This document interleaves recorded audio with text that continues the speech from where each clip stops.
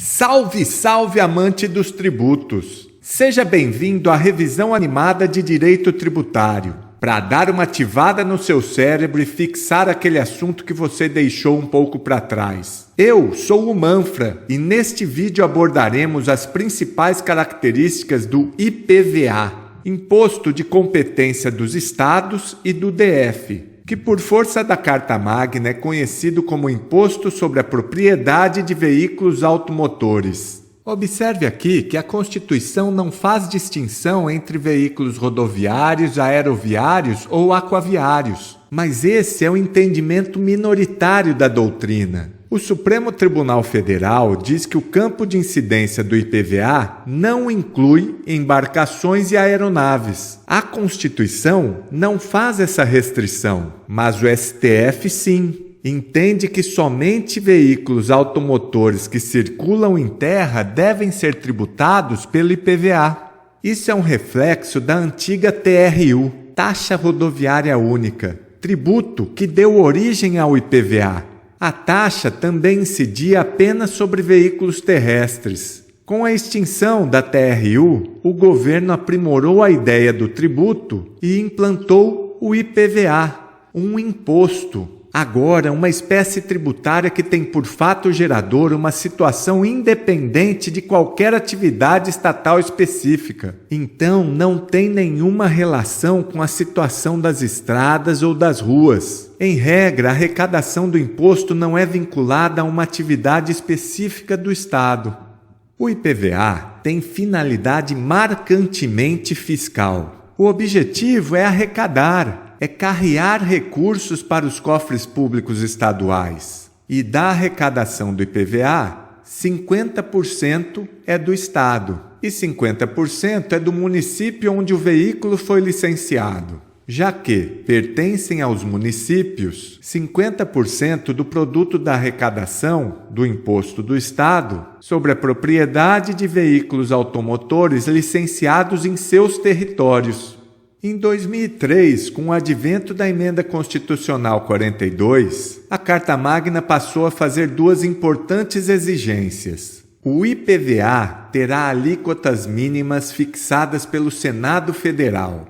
Para que os estados não diminuam exageradamente as suas alíquotas com a intenção de atrair contribuintes de outros estados, o Senado deve estabelecer um valor mínimo para as alíquotas do IPVA. Com isso, está tentando evitar a chamada guerra fiscal entre os estados. Vimos que a principal função desse imposto é fiscal, é arrecadar. Contudo, o inciso 2 diz que o IPVA poderá ter alíquotas diferenciadas em função do tipo e utilização do veículo. É o que muitos doutrinadores identificam como o princípio da seletividade do IPVA. Ou seja, o legislador poderá adotar alíquotas diferentes em razão da essencialidade do veículo, consagrando assim o viés extrafiscal do IPVA. Vale lembrar aqui algo que é muito cobrado em provas com relação ao princípio da seletividade. Esse princípio possui aplicação obrigatória quanto ao IPI. O IPI deve ser seletivo. Por outro lado, a seletividade é facultativa para o ICMS e para o IPVA. Observe aqui que o IPVA poderá ter alíquotas diferenciadas. Poderá é uma faculdade do IPVA. Em função do tipo, por exemplo, as alíquotas poderão ser diferentes se o veículo for um utilitário ou se for carro de passeio. E pode diferenciar até em razão do tipo de combustível. Já em função da utilização, se é de aluguel, escolar, táxi ou uso privado. Muita atenção, porque isso aqui não é progressividade, hein? É alíquota diferente e os critérios são tipo e utilização do veículo. Não é procedência. É vedado aos estados, ao Distrito Federal e aos municípios estabelecer diferença tributária entre bens e serviços de qualquer natureza em razão de sua procedência ou destino. Os veículos importados não podem ter alíquotas maiores que os nacionais. Mas isso não seria uma forma de proteger a indústria nacional? Essa proteção deve ser feita nacionalmente pela União, por exemplo, através do imposto de importação. Observe que essa vedação é para os estados, DF e municípios, e não para a União. Portanto, depois que se paga os tributos aduaneiros, sobretudo o imposto de importação, o veículo importado se torna nacionalizado e agora deve ter o mesmo tratamento tributário que o nacional. Não se pode cobrar uma alíquota maior por ser importado, em razão da procedência. Isso feriria o princípio da não discriminação com base na procedência ou destino, bem como a cláusula do tratamento nacional, prevista no GATT, Acordo Geral sobre Tarifas e Comércio, tratado internacional do qual o Brasil faz parte. Também está previsto no texto constitucional que cabe à lei complementar estabelecer normas gerais em matéria de legislação tributária, especialmente sobre definição de tributos e de suas espécies, bem como em relação aos impostos discriminados nesta Constituição, a dos respectivos fatos geradores, bases de cálculo e contribuintes. Essa lei complementar, para grande parte dos impostos, é o Código Tributário Nacional. Mas o IPVA é novo. Foi instituído em 1985 pela Emenda Constitucional 27, quase que 20 anos depois do CTN. Por isso você não vai encontrar qualquer menção do IPVA no Código. O IPVA não existia naquela época. Portanto, não há normas gerais relativas ao IPVA no CTN e nem em outra lei complementar qualquer. Isso não torna inconstitucional a instituição do IPVA, então?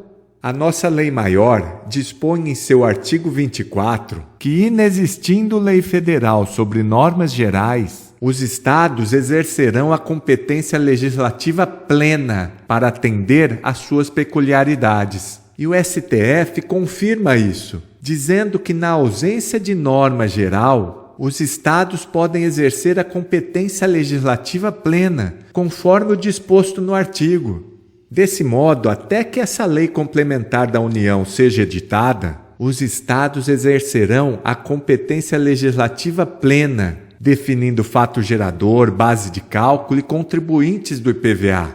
Não é inconstitucional. E se um dia, mais para frente, a União vir a editar a norma geral, essas normas estaduais editadas ficarão suspensas no que contrariarem a lei federal, já que a superveniência de lei federal sobre normas gerais suspende a eficácia da lei estadual no que lhe for contrário. Consequentemente, como não há lei federal uniformizando as definições de fatos geradores, base de cálculo e contribuintes, teremos leves diferenças entre um estado e outro.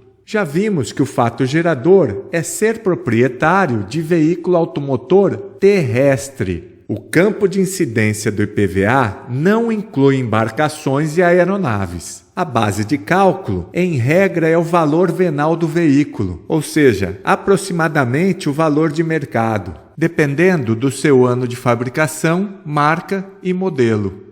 O IPVA obedece aos princípios da legalidade e das anterioridades, tanto nonagesimal quanto do exercício financeiro. Entretanto, as alterações da base de cálculo do tributo não estão sujeitas ao princípio da anterioridade nonagesimal. Então, as majorações da base de cálculo constituem exceções ao princípio da noventena.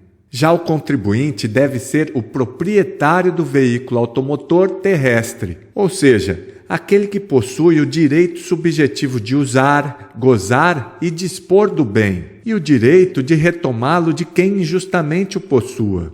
Como o veículo automotor é um bem móvel, a transmissão da propriedade ocorre com a tradição. Ou seja, se você já pagou seu carro e o vendedor te entregou a chave, o veículo é de sua propriedade. Você agora se tornou o sujeito passivo do IPVA. É contribuinte dos fatos geradores futuros e responsável solidário pelos débitos. Caso tenha comprado um veículo com IPVA atrasado, o fisco pode vir atrás de você. Por isso, fique atento na hora de comprar um carro e verifique se não há pendências.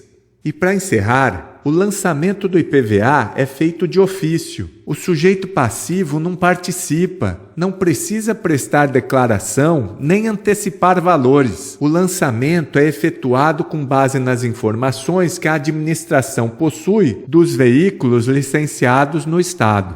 É isso aí. Veja que são muitos detalhes que podem ser cobrados em sua prova. Entre em nosso portal. O cadastro é grátis. Te dará acesso ao módulo 1 do curso de Direito Tributário Ilustrado, bem como ao material de apoio que vai te ajudar na revisão e complementar o seu estudo. O link está na descrição. Inscreva-se no canal, deixe seu comentário com sugestões e lembre-se de repetir os vídeos com frequência para manter esse conhecimento ativo no seu cérebro. Organize-se. Comprometa-se e confie. Acredite em si mesmo. Com o tempo e esforço, grandes resultados virão. Mantenha o foco, bons estudos e até a próxima. Valeu!